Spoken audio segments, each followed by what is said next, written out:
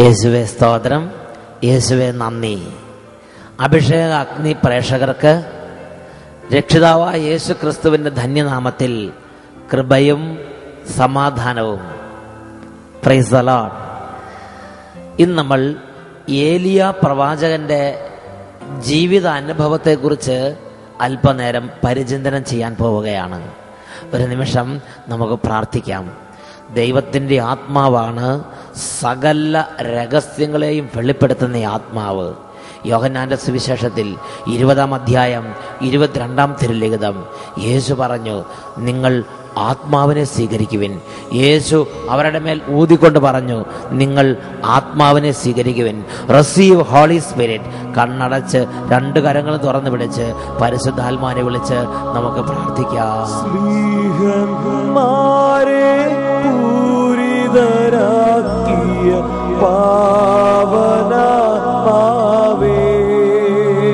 എല്ലാവരും പ്രാർത്ഥിക്കുന്നു.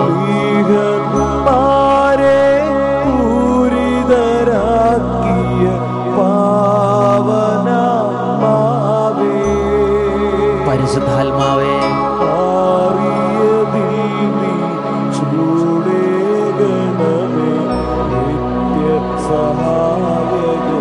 അഭിഷേകമായി നിറയണമേ.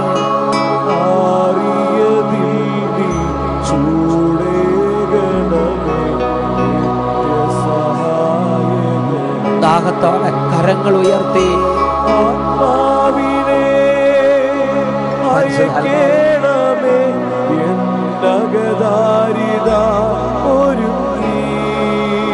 എല്ലാവരും പ്രാർത്ഥിക്കുന്നു. ആത്മാവിനെ അയക്കേണമേ, എന്നകദാരിത ഒരുങ്ങി. കൃപകൾ ചൊരിയണമേ, അഭിഷേകം ചെയ്യണമേ. കൃപകൾ ചൊരിയണമേ, അഭിഷേകം ചെയ്യണമേ. അല്പനേരം എല്ലാവരും സ്തുതിക്കുന്നു. ഹല്ലേലൂയ, ഹല്ലേലൂയ, ഹല്ലേലൂയ, ഹല്ലേലൂയ, ഹല്ലേലൂയ, ഹല്ലേലൂയ. പരിശുദ്ധാത്മാവേ നിറയണമേ, പരിശുദ്ധാത്മാവേ നിറയണമേ, പരിശുദ്ധാത്മാവേ നിറയണമേ, പരിശുദ്ധാത്മാവേ നിറയണമേ. എല്ലാ ഹൃദയങ്ങളുടെ മേലും നിറയണമേ, എല്ലാ സമൂഹങ്ങളുടെ മേലും നിറയണമേ, ഓരോ ജീവിതങ്ങളുടെ മേലും നിറയണമേ. പരിശുദ്ധാത്മാവെ വ്യാപരിക്കണമേ, പരിശുദ്ധാത്മാവെ വ്യാപരിക്കണമേ. ഹല്ലേലൂയ, ഹല്ലേലൂയ, ഹല്ലേലൂയ, ഹല്ലേലൂയ. യേശുവേ ആരാധന, യേശുവേ സ്തോത്രം, യേശുവേ ആരാധന, യേശുവേ നന്ദി. Praise the Lord. യേശുവേ സ്തോത്രം, യേശുവേ നന്ദി. പ്രിയപ്പെട്ട സഹോദരങ്ങളെ, അടുത്ത കാലത്തായി അച്ഛൻ കണ്ടുമുട്ടുന്ന വ്യക്തികളിൽ കാണുന്ന ഒരു പ്രത്യേകതയാണ്, സമൂഹത്തിൽ എത്രമാത്രം തിന്മകളും പാപങ്ങളും കട്ട പിടിച്ച് വളർന്നാലും വിശുദ്ധിയിലും ദൈവഭക്തിയിലും പ്രാർത്ഥനയിലും ജീവിക്കുന്ന ആളുകൾക്ക് വല്ലപ്പോഴും ഒരു ചെറിയ തെറ്റ് സംഭവിച്ചാൽ അതിനെ പർവ്വതീകരിച്ച് അവരെ ക്രൂശിക്കുന്ന ഒരു പ്രവണത ഇന്ന് സമൂഹത്തിൽ പരക്കെ കാണുകയാണ്. ഹല്ലേലൂയ. അതിനേക്കാൾ ദാരുണമായ മറ്റൊരു രംഗം, ലോകത്തിൽ തിന്മ ചെയ്ത് പാപം ചെയ്ത് അക്രമം ചെയ്ത് അക്രമത്തിന്റെയും പാപത്തിന്റെയും രക്തത്തിന്റെ കറപുരണ്ട് അങ്ങനെ പാപത്തിൽ മതിക്കുമ്പോൾ വിശുദ്ധിയിലും പ്രാർത്ഥനയിലും ജീവിക്കുന്ന നിഷ്കളങ്കരായ മനുഷ്യരെ കുറ്റം വിധിച്ച് കൊല്ലുന്ന പ്രവണത ഇന്ന് സമൂഹത്തിൽ വർദ്ധിച്ചു വരികയാണ്. നീതിമാന്മാരെ കുറ്റം വിധിക്കുകയും കൊല്ലുകയും ചെയ്യുന്നു. അതിനെക്കുറിച്ച് യാക്കോബ് ശ്ലീഹായുടെ ലേഖനത്തിൽ 5-ാമത്തെ അധ്യായത്തിൽ ഇപ്രകാരമാണ് നാം വായിക്കുന്നത്. യാക്കോബ് ശ്ലീഹയുടെ ലേഖനം 5-ാമത്തെ അധ്യായം 6-ാമത്തെ തിരുലിഖിതം, നീതിമാന്മാർ നിങ്ങളെ എതിർത്ത് നിന്നില്ല, എന്നിട്ടും നിങ്ങൾ അവനെ കുറ്റം വിധിക്കുകയും കൊല്ലുകയും ചെയ്തു. നീതിമാന്മാർ നിങ്ങളെ എതിർത്ത് നിന്നില്ല, എന്നിട്ടും നിങ്ങൾ അവരെ കുറ്റം വിധിക്കുകയും കൊല്ലുകയും ചെയ്യുന്നു. യാക്കോബ് ശ്ലീഹയുടെ ലേഖനത്തിൽ 5-ാം അധ്യായത്തിൽ 6-ാമത്തെ തിരുലിഖിതം. പ്രിയപ്പെട്ട സഹോദരങ്ങളെ, ഇത് തിന്മ കട്ട പിടിച്ച ലോകത്തിന്റെ ഒരു ക്രമമാണ്. ഈ ലോകത്തിൽ ജീവിക്കുന്ന നീതിമാന്മാർ, ഈ ലോകത്തിൽ വിശുദ്ധിയോടെ ജീവിക്കുന്ന ദൈവമക്കൾ ഇത് മനസ്സിലാക്കണം. പ്രിയപ്പെട്ട സഹോദരങ്ങളെ, രാജാക്കന്മാരുടെ 1-ാമത്തെ പുസ്തകത്തിൽ 18-ാമത്തെ അധ്യായത്തിൽ 17-18 തിരുലിഖിതങ്ങളിൽ രസാവഹമായ ഒരു രംഗം കാണുന്നുണ്ട്. രാജാക്കന്മാരുടെ 1-ാം പുസ്തകം അതിൽ 18-ാമത്തെ അധ്യായം 17-18 തിരുലിഖിതങ്ങൾ.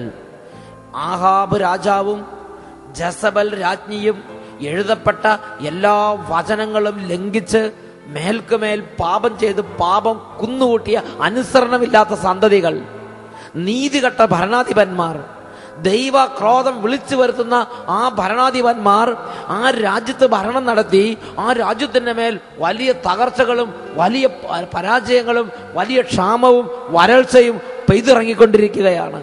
അങ്ങനെ ഈ ഭരണാധിപന്മാരുടെ ദുഷ്ടത നിമിത്തം രാജ്യം മുഴുവൻ നാശത്തിൽ ആണ്ടുപോയി. അങ്ങനെ തകർന്ന് തരിപ്പണമായി കിടക്കുന്ന ആ രാജ്യത്ത് ഏലിയ എന്ന് പറയുന്ന ദൈവത്തിന്റെ ഒരു പൈതൽ ജീവിച്ചിരുന്നു. ദൈവത്തോട് പ്രാർത്ഥിച്ച് ഒരാളെ പോലും നോവിക്കാതെ ദൈവത്തിന്റെ വചനം അനുസരിച്ച് ദൈവത്തിന്റെ ആത്മാവിനെ അനുധാവനം ചെയ്ത് ജീവിക്കുന്ന ഏലിയ പ്രവാചകൻ. പ്രിയപ്പെട്ട സഹോദരങ്ങളെ, ആത്മാവ് കത്തി ജ്വലിച്ച് നിന്നിരുന്ന ഒരു പ്രവാചകനാണ് ഏലിയ പ്രവാചകൻ. ആ പ്രവാചകൻ ഈ കൊടിയ നാശത്തിന്റെ രാജ്യത്ത്, ഈ കൊടിയ നാശത്തിന്റെ നാളുകളിൽ ആഹാബ് രാജാവിന്റെ സമകാലീനായി ജീവിച്ചിരുന്ന വ്യക്തിയാണ്. ഒരിക്കൽ ഈ ഏലിയ പ്രവാചകനും ആഹാബ് രാജാവും തമ്മിൽ കണ്ടുമുട്ടി.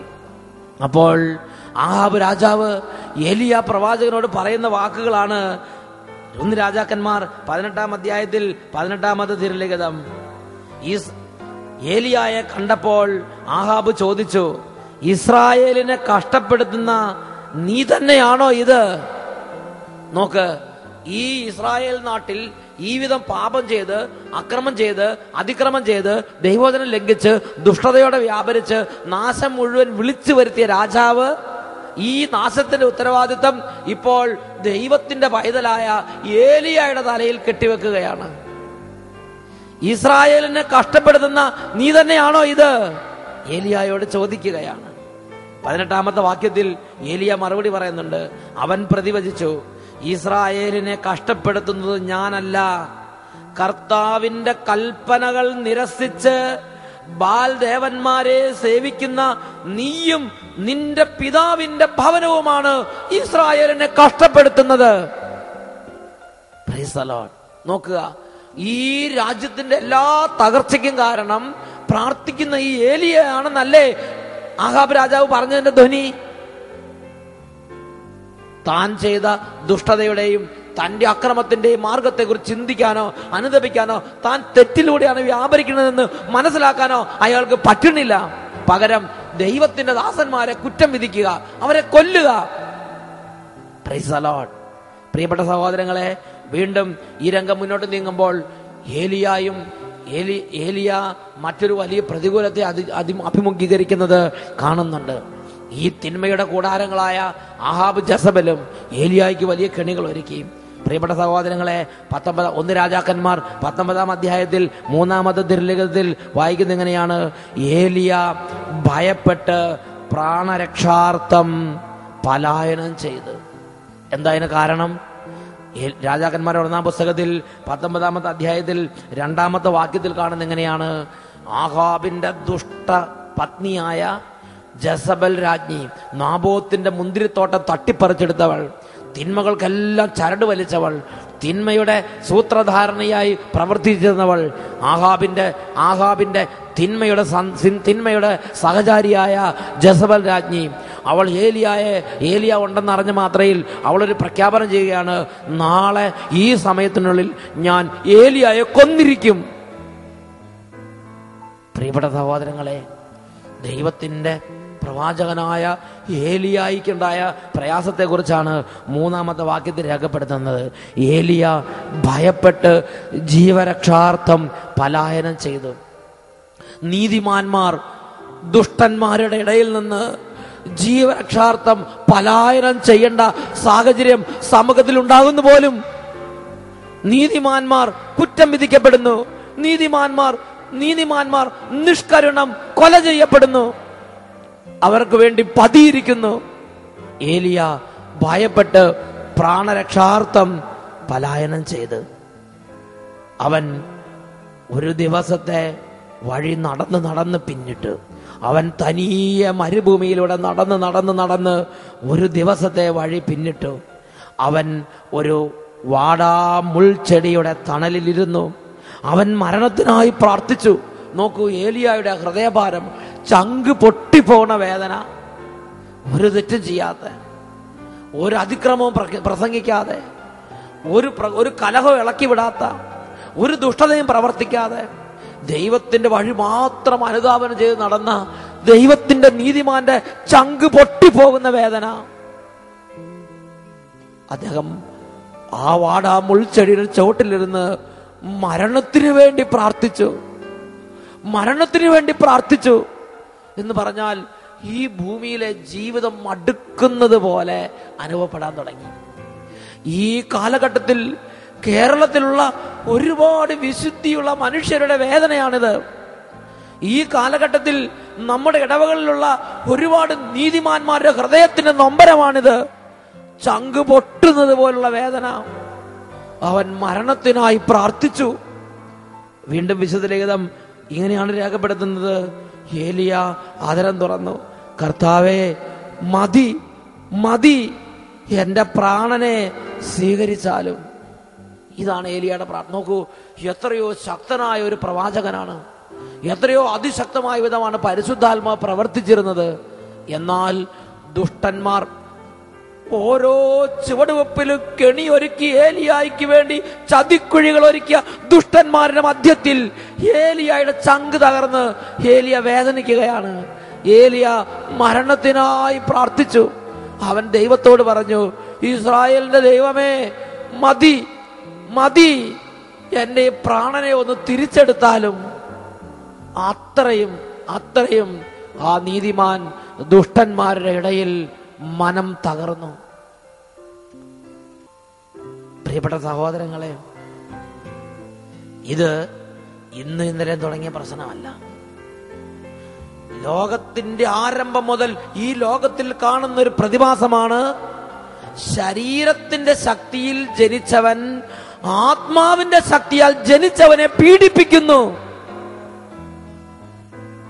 ജഡപ്രകാരം എല്ലാ തോന്നിവാസങ്ങളും ചെയ്ത് കുത്തഴിഞ്ഞ് ജീവിക്കുന്നവർ വിശുദ്ധിയിലും മാന്യതയിലും ദൈവഭക്തിയിലും ദൈവവിചാരത്തിലും ജീവിക്കുന്ന ദൈവത്തിന്റെ പ്രിയരെ അവർ തകർക്കുന്നു. ഗലാത്യ ലേഖനത്തിൽ 4-ാം അധ്യായം 29-ാം വാക്യം, ഗലാത്യ ലേഖനം 4:29 ഇങ്ങനെ അവതരിപ്പിക്കുന്നത്: എന്നാൽ ശാരീരിക രീതിയിൽ ജനിച്ചവൻ ആത്മാവിന്റെ ശക്തിയാൽ ജനിച്ചവനെ അന്ന് പീഡിപ്പിച്ചു, ഇന്നും അതുപോലെ തന്നെയാണ് സംഭവിച്ചുകൊണ്ടിരിക്കുന്നത്. Price the Lord. ഗലാത്യ ലേഖനം 4:29. എന്നാൽ ശാരീരിക രീതിയിൽ ജനിച്ചവൻ ആത്മാവിന്റെ ശക്തിയാൽ ജനിച്ചവനെ അന്ന് പീഡിപ്പിച്ചു, ഇന്നും അതുപോലെ തന്നെയാണ് കാര്യങ്ങൾ അരങ്ങേറിക്കൊണ്ടിരിക്കുന്നത്. ഈ അടുത്ത കാലത്തെ സംഭവ വികാസങ്ങൾ കണക്കിലെടുക്കുമ്പോൾ ഇതല്ലാതെ മറ്റൊന്നും പറയാൻ തോന്നുന്നില്ല. പ്രിയപ്പെട്ട സഹോദരങ്ങളെ, യാക്കോബ് ശ്ലീഹയുടെ ലേഖനം 5-ാം അധ്യായത്തിൽ നമ്മൾ വായിച്ചു, നീതിമാൻ നിങ്ങളെ എതിർത്തു നിന്നില്ല, എങ്കിലും നിങ്ങൾ അവനെ കുറ്റം വിധിക്കുന്നു. ഒരു കൊലയാളിയെ പോലെ, ഒരു മഹാകൊള്ളക്കാരനെ പോലെ, ഒരു മഹാകൊടുംദ്രോഹിയെ പോലെ, ഒരു കൊടും ഭീകരനെ എന്നതിനേക്കാൾ അധികമായി ദൈവത്തിന്റെ നീതിമാന്മാരെ കുറ്റം വിധിക്കുകയും കൊല്ലുകയും ചെയ്യുന്നു. ദൈവത്തിന്റെ വചനത്തിൽ ദൈവത്തിന്റെ പരിശുദ്ധാത്മാവ് പഠിപ്പിക്കുന്ന ഒരു കാര്യമുണ്ട്. ജഡത്തിന്റെ ശക്തിക്ക് അടിമപ്പെട്ടവൻ വന്യമായ ശക്തിയോടെ ആത്മാവിന്റെ ശക്തിയാൽ വ്യാപരിക്കുന്നവനെ ആക്രമിച്ചുകൊണ്ടേയിരിക്കും. ഇതിനെക്കുറിച്ച് ലൂക്കായുടെ സുവിശേഷത്തിൽ കാണുന്ന പ്രകാരമാണ്. യേശുക്രിസ്തു ഗെത്സമൻ തോട്ടത്തിൽ പ്രാർത്ഥിക്കുന്നു. യേശുക്രിസ്തു കൊടിയ വേദന, ചങ്ക് പൊട്ടുന്ന വേദനയോടെ ഗെത്സമൻ തോട്ടത്തിൽ പ്രാർത്ഥിക്കുമ്പോൾ വലിയ വാളും വടികളും കുന്തവും കുറുവടിയുമായി വലിയ ജനക്കൂട്ടത്തിന്റെ ആരവങ്ങളോടെ പ്രധാന പുരോഹിതന്മാരും നിയമജ്ഞരും അവനെ ബന്ധിക്കുവാനെത്തി. ഒരു മഹാകൊള്ളക്കാരനെ പോലെ അല്ലേ യേശുവിനെ ബന്ധിച്ചത്? അപ്പോൾ യേശു പറയുന്നൊരു വചനമുണ്ട്. അതാണ് ലൂക്കായുടെ സുവിശേഷം 22-ാമത്തെ അധ്യായത്തിൽ 52-53 വാക്യങ്ങൾ. അവൻ പറഞ്ഞു, ഒരു കവർച്ചക്കാരനെതിരെ എന്ന പോലെ വാളും വടിയുമായി നിങ്ങൾ വന്നിരിക്കുന്നുവോ? ഞാൻ നിങ്ങളോട് കൂടെ എല്ലാ ദിവസവും ദേവാലയത്തിലായിരുന്നപ്പോൾ നിങ്ങൾ എന്നെ എന്തുകൊണ്ട് പിടിച്ചില്ല? എന്നാൽ ഇത് നിങ്ങളുടെ സമയമാണ്. ഇത് അന്ധകാരത്തിന്റെ ആധിപത്യവും. എന്തുകൊണ്ടാണ് ഇങ്ങനെയൊക്കെ സംഭവിക്കുന്നത് മക്കളെ? ഇത് അന്ധകാരത്തിന്റെ ആധിപത്യത്തിന്റെ സമയം. ഇത് നിങ്ങളുടെ സമയമാണ്. ഇത് അന്ധകാരത്തിന്റെ ആധിപത്യവും. Hallelujah, hallelujah. പ്രിയപ്പെട്ട ദൈവമക്കളെ, ഇന്ന് ഒരുപാട് നീതിമാന്മാരുടെ മനസ്സ് വേദനിക്കുന്ന, ഒരുപാട് നീതിമാന്മാരുടെ ഹൃദയം നുറുങ്ങുന്ന അനുഭവങ്ങളാണ് തല ഉയർത്തി നോക്കിയാൽ നമുക്ക് ചുറ്റും സംഭവിച്ചുകൊണ്ടിരിക്കുന്നത്. ലോകമെമ്പാടും തിന്മയ്ക്കും പാപത്തിനും അക്രമത്തിനും ദുഷ്ടതയ്ക്കും വഞ്ചനയ്ക്കും ചതിക്കും കൊള്ളിക്കും കൊള്ളവെപ്പിനും എല്ലാ തരത്തിലുള്ള തിന്മകൾക്കുമുള്ള വലിയ വാതിൽ രാജകീയമായി തുറന്നിട്ടിരിക്കുകയാണ്. എന്നാൽ വിശുദ്ധിയുടെയും പ്രാർത്ഥനയുടെയും ദൈവഭക്തിയുടെയും ദൈവാരാധനയുടെയും എളിമയുടെയും സ്നേഹത്തിന്റെയും ക്ഷമയുടെയും സമാധാനത്തിന്റെയും മാർഗങ്ങൾ അവലംബിക്കുന്നവർ ഇന്ന് വേട്ടയാടപ്പെടുന്നു. പ്രിയപ്പെട്ട സഹോദരങ്ങളെ, ഇന്ന് ലോകമെമ്പാടും ഒരു പാപവും ചെയ്യാതെ നിരപരാധരായിരുന്ന് സഹിക്കുന്ന എന്റെ സഹോദരീ സഹോദരന്മാരെ, ലൂക്കായുടെ സുവിശേഷത്തിൽ കർത്താവ് പഠിപ്പിക്കുന്നു, പീഡനത്തിലും ഉറച്ചു നിൽക്കുന്നതിലൂടെ നിങ്ങൾ നിങ്ങളുടെ ജീവനെ നേടും. പീഡനത്തിലും ഉറച്ചു നിൽക്കുന്നതിലൂടെ നിങ്ങൾ നിങ്ങളുടെ ജീവനെ നേടും. ലൂക്കായുടെ സുവിശേഷം 21:19. ഇത് ഹൃദയത്തിൽ മുറുകെ പിടിക്കുവിൻ. പീഡനത്തിലും ഉറച്ചു നിൽക്കുന്നതിലൂടെ നിങ്ങൾ നിങ്ങളുടെ ജീവനെ നേടും. ലോകം ശത്രുതയോടെ നിങ്ങളെ എതിരിടും. പീഡനത്തിലും ഉറച്ചു നിൽക്കുന്നതിലൂടെ നിങ്ങൾ നിങ്ങളുടെ ജീവനെ നേടും. അല്ലയോ സഹോദരന്മാരെ, സഹോദരിമാരെ, ദുഷ്ടതയിലും പാപത്തിലും യാതൊരു ഭയവും കൂടാതെ, യാതൊരു മനക്കടിയും കൂടാതെ, തെല്ലും കൂസലില്ലാതെ വ്യാപരിക്കുന്ന എന്റെ സഹോദരന്മാരെ, സഹോദരിമാരെ, വ്യർത്ഥമായി അഹങ്കരിക്കരുത്, വ്യാജത്തിൽ ഞെളിയരുത്. ദൈവത്തിന്റെ വചനം യെശയ്യാ പ്രവാചകന്റെ പുസ്തകത്തിൽ 1-ാം അധ്യായത്തിൽ 31-ാമത്തെ വാക്യത്തിൽ പഠിപ്പിക്കുന്നു, ബലവാൻ ചണനാര് പോലെയും അവന്റെ പ്രവൃത്തികൾ തീപ്പരി പോലെയുമാകുന്നു, രണ്ടും ഒന്നിച്ച് കത്തി നശിക്കും. ഈ നിമിഷങ്ങളിൽ നമുക്ക് പ്രാർത്ഥിക്കാം. ദൈവമേ, അവിടുത്തെ ആത്മാവിനെ അയച്ച് അവിടത്തേക്ക് വേണ്ടി മാറ്റി നിർത്തപ്പെട്ടിരിക്കുന്ന ഓരോ മകനെയും മകളെയും ശക്തിപ്പെടുത്തിക്കൊണ്ടിരിക്കണമേ. ചങ്കുപൊട്ടുന്ന വേദനയോടെ മരണത്തിന് വേണ്ടി പോലും പ്രാർത്ഥിക്കുന്ന വിധം ഈ ലോകത്തിൽ നിരപരാധരുടെ ഹൃദയം നുറുങ്ങി അങ്ങയുടെ തിരുസന്നിധിയിലേക്ക് വിലാപങ്ങളും പ്രാർത്ഥനകളും ഉയരുമ്പോൾ, ഓ ദൈവമേ, ആത്മാവിനെ അയച്ച് ബലപ്പെടുത്തണമേ. ഏലിയായെ ശക്തിപ്പെടുത്തിയ ദൈവമേ, ഏലീഷായെ ഉണർത്തിവിട്ട ദൈവമേ, അപ്പോസ്തലന്മാർക്ക് വീര്യം പകർന്ന ദൈവമേ, ആദിമ സഭയ്ക്ക് ശൗര്യം പകർന്ന കർത്താവേ, ഈ കാലഘട്ടത്തിലെ നിരപരാധരുടെ മേൽ അങ്ങയുടെ പുതുശക്തിയെ വർഷിക്കണമേ. കരങ്ങൾ ഉയർത്തി എല്ലാവരും സ്തുതിക്കുന്നു. ഹല്ലേലൂയ, ഹല്ലേലൂയ, ഹല്ലേലൂയ. ഓ കർത്താവെ, അങ്ങേ ആരാധിക്കുന്നു. എല്ലാ മക്കളുടെ മേൽ അഭിഷേകം നിറയട്ടെ. ഈ വചനം കേട്ടുകൊണ്ടിരിക്കുന്ന കുടുംബങ്ങളിലേക്ക് ദൈവശക്തി നിറയട്ടെ. രോഗികളുടെ മേൽ അഭിഷേക ശക്തി വ്യാപരിച്ചുകൊണ്ടിരിക്കട്ടെ. ഭീരുത്വങ്ങൾ യേശുവിന്റെ നാമത്തിൽ വിട്ടുപോകട്ടെ. ദൈവശക്തിയുടെ അഭിഷേകം നിറയട്ടെ. Hallelujah, hallelujah.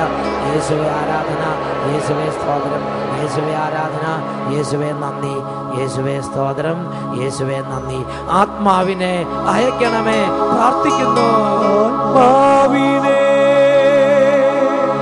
അയക്കണമേ, എന്നകദാരിത ഒരുങ്ങി.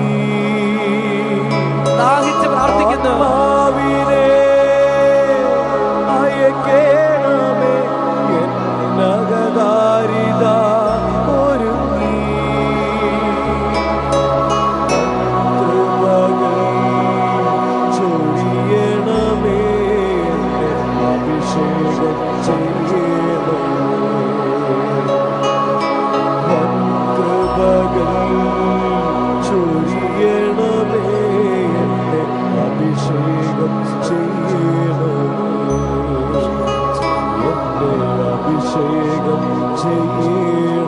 അഭിഷേകം ചെയ്യണമേ, അഭിഷേകം അഭിഷേകം ചെയ്യണമേ.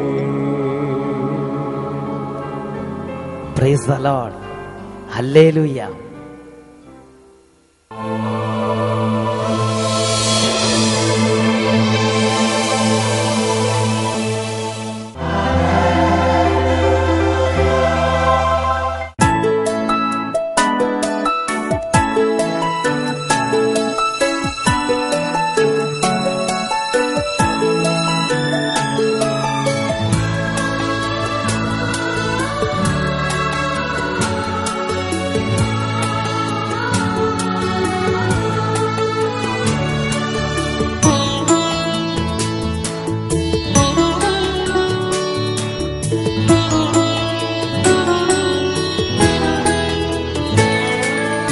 അപ്പത്തിൻ രൂപത്തിൽ എന്നിൽ ആഗതനാകുമെന്നീശോ. അപ്പത്തിൻ രൂപത്തിൽ എന്നിൽ ആഗതനാകുമെന്നീശോ. അണയേണമേ എൻ്റെ ഉള്ളിൽ, അതുമാത്രം ഞാൻ കൊതിപ്പൂ. അണയേണമേ എൻ്റെ ഉള്ളിൽ, അതുമാത്രം ഞാൻ കൊതിപ്പൂ.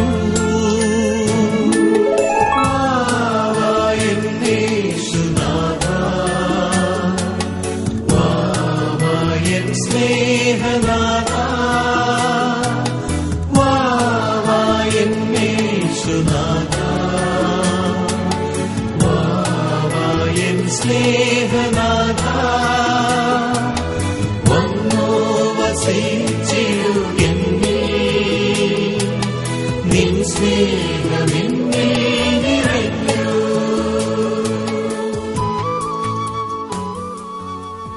സങ്കീർത്തന പുസ്തകത്തിൽ 34 അധ്യായം 21 തിരുലിഖിതം.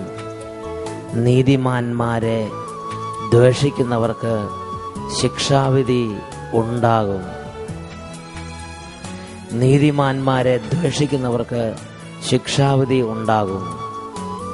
കർത്താവേ, ഈ നിമിഷങ്ങളിൽ അങ്ങയുടെ ശരീരത്തിൽ നിന്ന് അത്ഭുത ശക്തി പുറപ്പെട്ട് തിന്മയുടെ ദുരാത്മാക്കൾ ബന്ധിച്ചിട്ടിരിക്കുന്ന ഓരോ വ്യക്തികളെയും കുടുംബങ്ങളെയും ഇപ്പോൾ അത്ഭുതകരമായി വിടുവിക്കണമേ.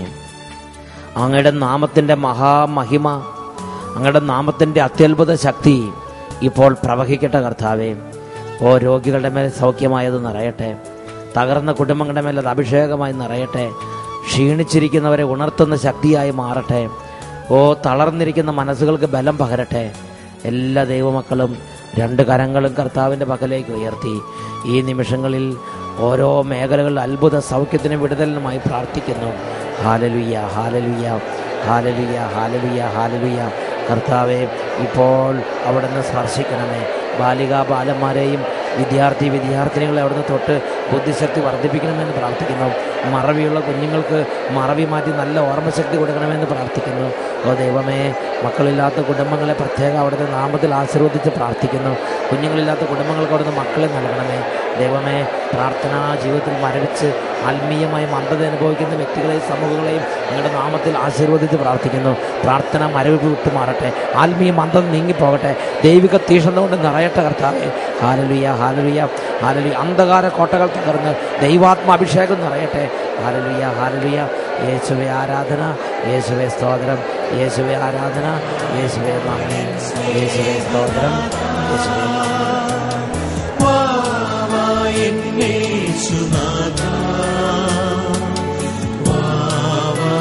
സ്നേഹനാഥ വന്നോ വസിച്ചിടുകെന്നിൽ, നിൻ സ്നേഹമെന്നിൽ നിറയ്ക്കൂ.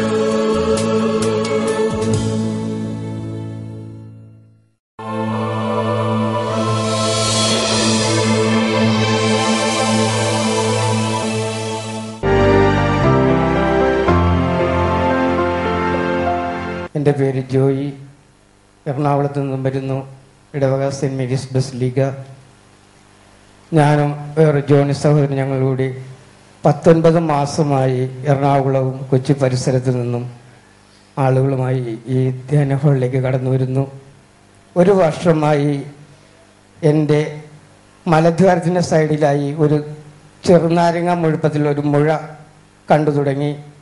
അസഹ്യമായ വേദന ഉണ്ടായിരുന്നു. എന്നാലും ഞാൻ പ്രാർത്ഥനാപൂർവം അത് കൊണ്ടു നടന്നു. വേദന സഹിക്കാതെ വന്നപ്പോൾ ഞാൻ സർജനെ കണ്ടു. അത് പരിശോധിച്ചപ്പോൾ അദ്ദേഹം പറഞ്ഞു, മരുന്ന് കൊണ്ട് ഇത് മാറില്ല, ഓപ്പറേഷൻ വേണം, രക്തം പരിശോധിക്കുക, എക്സ്റേ എടുക്കുക, നാളെ ഓപ്പറേഷനായി വരിക. ഞാൻ ഉച്ചയ്ക്ക് ശേഷം എൻ്റെ രക്തമെല്ലാം പരിശോധിപ്പിച്ചു. ഞാൻ എക്സ്റേ എടുക്കാനായിട്ട് എക്സ്റേ റൂമിലേക്ക് പോയപ്പോൾ പെട്ടെന്ന് എൻ്റെ മനസ്സിൽ ഇങ്ങനെ ഒരു ചിന്ത വന്നു, ഞാൻ സിഹിയോനിൽ പോവുകയും കർത്താവിനോട് പ്രാർത്ഥിക്കുകയും ചെയ്യുന്നതല്ലേ. അടുത്ത മാസം ആദ്യ വെള്ളിയാഴ്ച പോകുമ്പോൾ കർത്താവിനോട് ഹൃദയം നുറുങ്ങി, കർത്താവ് പറഞ്ഞിട്ടുണ്ടല്ലോ, ഹൃദയം നുറുങ്ങിയവർക്ക് കർത്താവ് സമീപസ്ഥനാണെന്ന്. ആ മനോഭാവത്തിൽ ഹൃദയം നുറുങ്ങി ഞാൻ ഇവിടെ ഇരുന്നു കർത്താവിൻ്റെ തിരുസന്നിധിയിൽ പ്രാർത്ഥിച്ചു.